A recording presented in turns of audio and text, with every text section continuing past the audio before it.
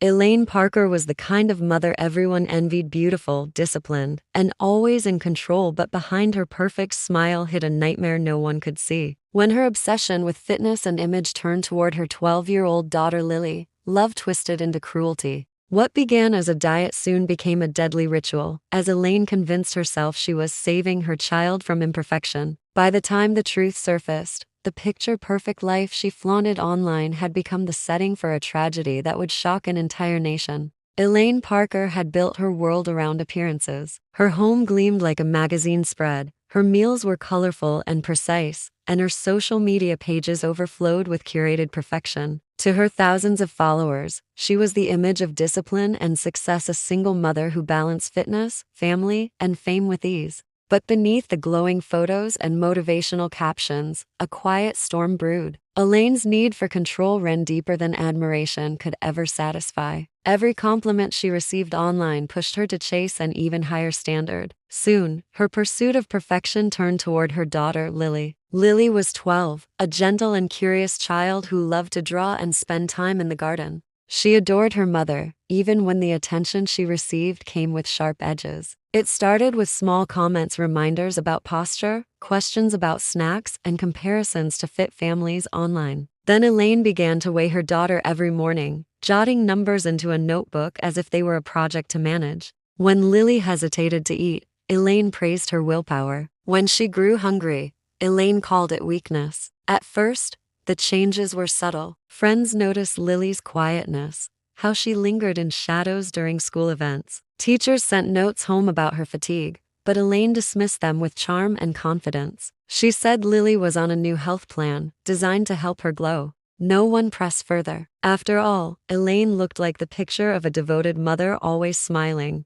always talking about healthy living. Behind closed doors, the atmosphere grew tense. Meals turned into tests. Elaine counted every bite, watching Lily's every move. The girl's body began to change. Her clothes hung loosely, her face lost its color, but Elaine saw only progress. She believed she was saving her daughter from a world that valued thinness and beauty above all. What she didn't see was how her own obsession was consuming them both. At night, Lily lay awake, staring at the ceiling, her stomach aching. She didn't understand why love suddenly felt like punishment. Outside her window, the world continued to believe in the fantasy Elaine had built, and in that illusion of perfection, a tragedy was quietly taking root. Elaine's fixation grew heavier with every passing day. What began as a strict meal plan turned into a relentless routine of control. She documented everything, measuring Lily's meals, tracking her weight, and recording videos that she never posted. The lines between health and harm blurred as Elaine convinced herself that what she was doing was necessary. She told herself she was saving her daughter from the judgment of others, from the cruelty of a world obsessed with appearance.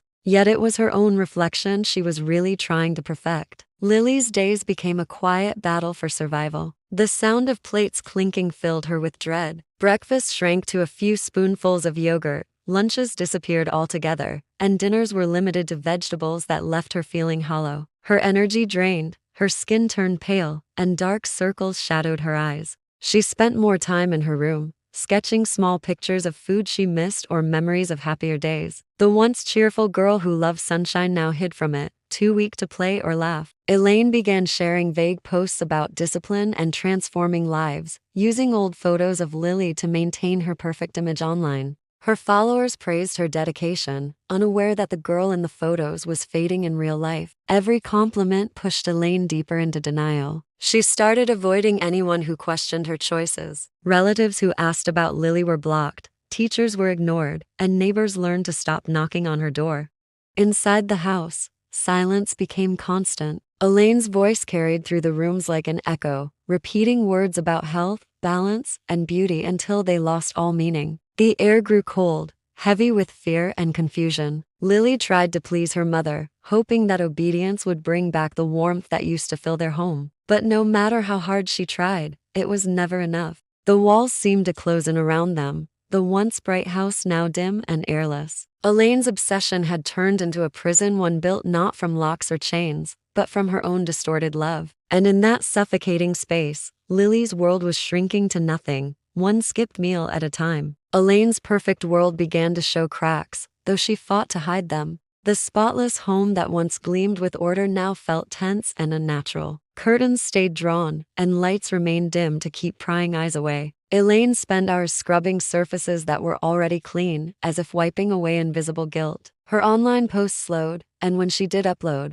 her captions grew strange vague words about sacrifice and purity replacing cheerful fitness advice. Followers noticed, but few understood. Lily's disappearance from social media stirred quiet curiosity. Elaine brushed it off by claiming her daughter wanted privacy, but people began to sense something off. A teacher made a welfare call after Lily missed another week of school, saying she was sick. When officers arrived, Elaine greeted them in her best dress, smiling with practiced warmth. She spoke calmly about homeschooling, about focusing on Lily's well-being. Her home smelled faintly of disinfectant and lemon polish, everything neat, everything staged. The officers left reassured. Elaine locked the door behind them and leaned against it, trembling. Inside her mind, reality and delusion tangled together. She told herself she was strong, that people wouldn't understand her methods. She read health blogs and pseudoscience articles late into the night, highlighting anything that justified her actions. She started keeping a notebook filled with affirmations, convincing herself that she was on a noble mission. Meanwhile,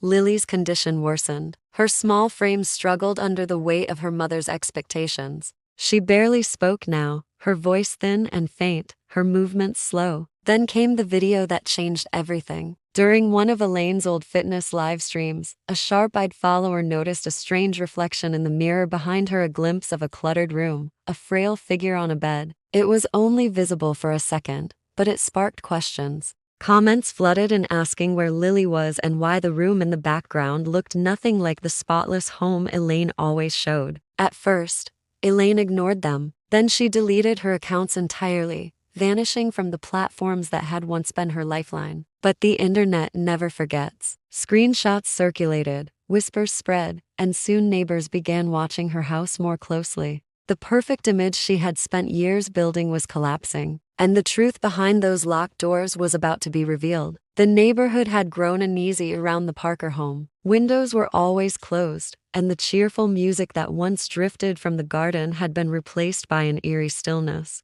Elaine rarely stepped outside except to collect deliveries. When she did, she kept her head down, avoiding conversation. Rumors began to spread. Some said Lily had been sent away to a private school, others whispered that she was ill. No one knew the truth, and Elaine did everything she could to keep it that way. One afternoon, a delivery driver noticed something odd. The air near the front porch carried a strange, sour smell that didn't belong. He mentioned it to a neighbor who, already uneasy, called the authorities. When police arrived, Elaine answered the door in her gym clothes, her expression oddly calm. She insisted everything was fine, but her trembling hands betrayed her. After several ignored visits in the past, officers decided to enter the home. The once immaculate space was now cluttered with unopened packages, fading photographs, and stacks of wellness books scattered across the floor. Upstairs, they found the truth Elaine had hidden for months. Lily's room was dark, the curtains drawn tight. The bed was unmade, the air heavy with neglect. On the walls hung pieces of paper, Lily's drawings, now worn and torn. Many showed plates of food, colorful and detailed, the kind of meals she had long been denied. There was a diary on her bedside table, its pages filled with small, shaky handwriting describing how hungry she was and how much she missed her friends. Elaine stood silently as officers moved through the room. Her eyes were blank, her voice quiet. When she finally spoke, she claimed she had been trying to heal her daughter through discipline, that she had read about fasting and purity being connected to strength. In her mind, she had been guiding Lily toward perfection. But the evidence told a far darker story, one of obsession, denial, and control that had turned fatal. As investigators searched the rest of the home, they uncovered months of video logs and handwritten notes detailing Elaine's so-called health journey. Each entry blurred the line between care and cruelty. The image of the devoted mother had finally shattered, revealing the truth she could no longer hide. Elaine's arrest sent shockwaves through the quiet suburb that had once admired her. The woman who had preached health and discipline was now the face of one of the most disturbing cases the town had ever seen. Reporters gathered outside the courthouse, flashing cameras as she was led inside in handcuffs. Her once perfectly styled hair hung limp,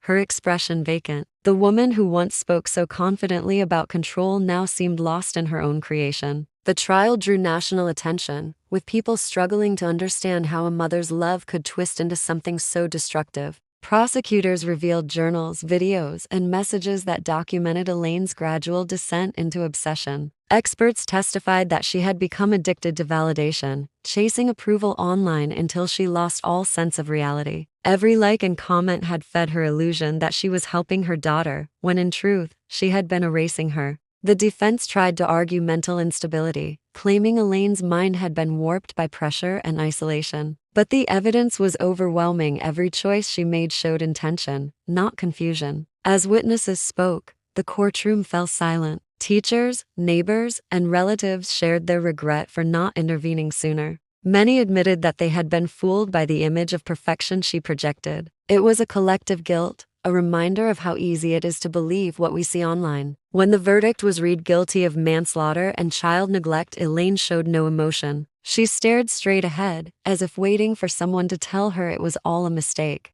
In the weeks that followed, Lily's story became a symbol for something larger. News outlets used it to highlight the dangers of social media influence and the unrealistic standards of beauty it creates. Psychologists warned about the growing trend of parents forcing their ideals onto their children. A memorial was built in Lily's honor, surrounded by drawings and letters from strangers who wished they could have helped. Elaine was sentenced to life in prison, her online accounts deleted, her name forever tied to tragedy. The home that once sparkled with artificial perfection was abandoned, its windows boarded shut. In the end, the illusion of control had cost everything, leaving only silence where laughter used to live.